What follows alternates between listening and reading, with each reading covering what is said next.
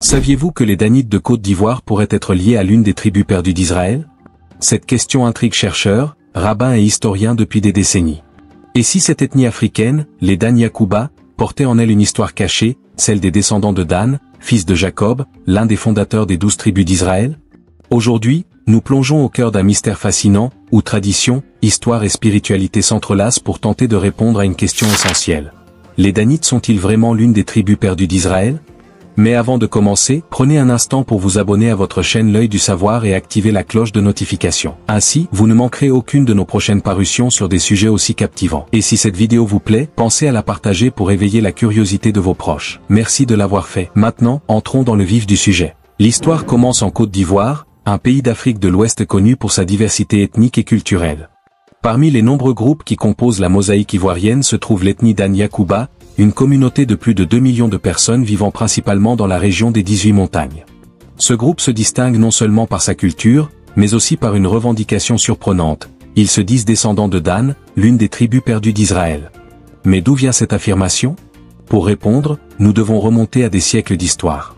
Les Danites affirment que leurs ancêtres sont originaires d'Éthiopie, une région associée depuis longtemps à des récits sur les tribus perdues d'Israël.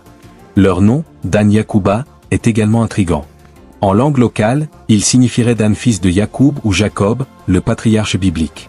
Cette connexion, bien que fascinante, soulève des questions. Comment un peuple originaire du Moyen-Orient aurait-il migré jusqu'en Afrique de l'Ouest? Après la scission du royaume d'Israël à la mort du roi Salomon, 10 des 12 tribus originelles se sont éloignées de la Judée et de Jérusalem, formant leur propre royaume avec Samarie comme capitale. Ces tribus, y compris celle de Dan, se seraient progressivement dispersées sous l'effet de conquêtes successives, notamment celle des Assyriens. Mais où sont passées ces tribus? Quelles traces ont-elles laissées dans l'histoire et la culture des peuples qu'elles auraient rencontrés ou influencés? Ces questions restent au centre de nombreuses recherches. La tribu de Dan, en particulier, a suscité un vif intérêt au fil des siècles. Mentionnée dans la Bible, elle aurait adopté des pratiques distinctives tout en conservant certains aspects de la tradition hébraïque. Selon la mystique juive et certaines traditions orales, cette tribu aurait migré vers le sud-ouest après la chute du royaume d'Israël. Cette hypothèse ouvre la porte à des interprétations fascinantes.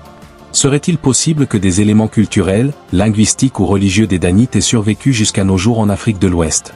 En Côte d'Ivoire, le révérend Dion, intrigué par l'histoire de sa communauté appelée Dan ou Yakuba, a entrepris des recherches approfondies. Guidé par la question « Pourquoi nous appelle-t-on Dan ?» et que signifie ce lien avec la Bible? Écoutons son analyse. Quand j'ai commencé à croire en Dieu, j'ai été enseigné sur le plan biblique. J'ai vu l'histoire de Dan et je me suis dit, mais pourquoi est-ce que on nous appelle Dan? Pourquoi on ne nous appelle pas autre, mais Dan? Et on dit Dan de Côte d'Ivoire. Alors donc j'ai commencé à m'interroger. Et après ces interrogations, j'ai dit, mais on ne doit pas s'arrêter là. Il y a ce que dit la Bible, mais je vais voir si c'est le Dan, ce Dan-là, c'est différent du Dan dont parle la Bible. Alors c'est ce qui m'a poussé à faire des recherches sur l'origine de ma tribu. Donc d'abord j'ai commencé sur place et j'ai étudié par rapport à ce que dit la Bible et par rapport à la manière dont ma tribu vivait, dont la tribu danite de Côte d'Ivoire vivait, les us et coutumes. J'ai commencé à les étudier, à les comparer avec celles qui sont dans la Bible. Et j'ai vu une grande similitude. Et en plus de cela, sur le plan linguistique, j'ai vu que les mêmes mots, souvent qui sont en hébreu, sont les mêmes mots que nous prononçons. Nous nous exprimons dans des mots hébraïques. Alors je me suis dit, mais c'est fantastique, il faut que j'aille plus loin avec cette recherche-là.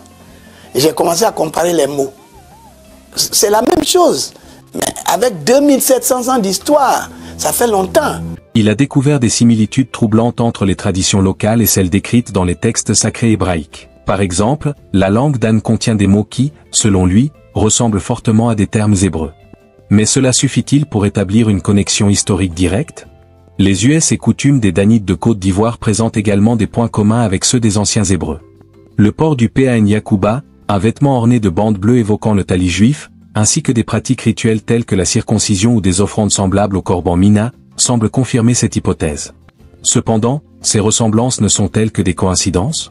Pourrait-il s'agir d'un cas d'acculturation ou d'une transmission culturelle plus complexe? Ces interrogations alimentent le débat. En 2010, une exposition à Abidjan sur le Temple de Jérusalem a apporté un éclairage nouveau sur cette histoire.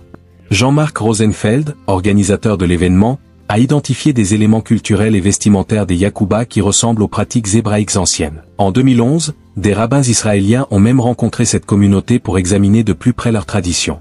Cette quête, attendue depuis plus de 2700 ans, soulève une question cruciale.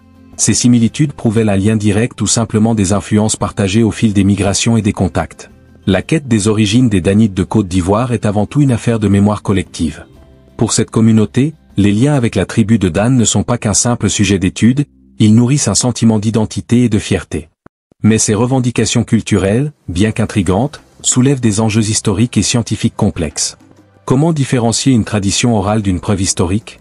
Quels outils peuvent être utilisés pour remonter le fil du temps et valider ces hypothèses? Les études linguistiques constituent un des piliers de cette enquête.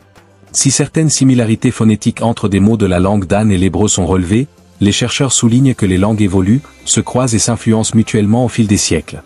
Des termes communs pourraient être le fruit d'échanges entre peuples plutôt que le témoignage d'une ascendance directe. Par ailleurs, les Danites de Côte d'Ivoire ne sont pas les seuls en Afrique à revendiquer une filiation avec une tribu perdue d'Israël. D'autres communautés, comme les Igbo du Nigeria ou les Lamba d'Afrique australe, présentent aussi des traditions qui rappellent celles des anciens Hébreux. Un autre axe d'analyse concerne l'archéologie et la génétique. Les migrations humaines laissent des traces dans les objets, les lieux et les ADN. En Afrique de l'Ouest, les fouilles archéologiques révèlent parfois des indices sur les contacts entre peuples anciens, mais établir un lien direct avec la tribu de Dan reste une tâche ardue.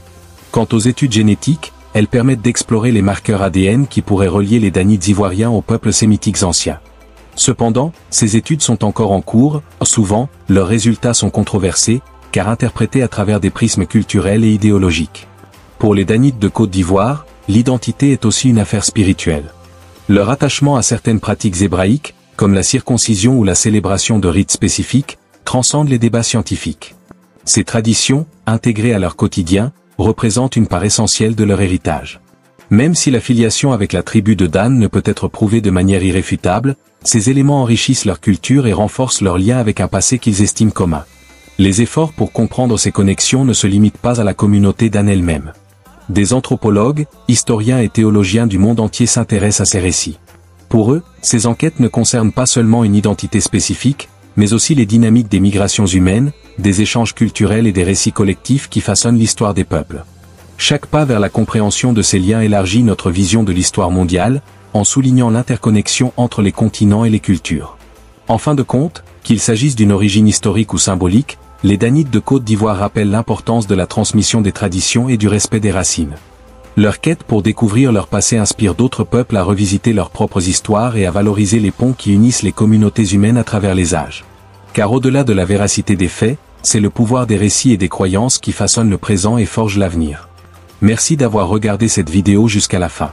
À bientôt dans une autre vidéo plus captivante.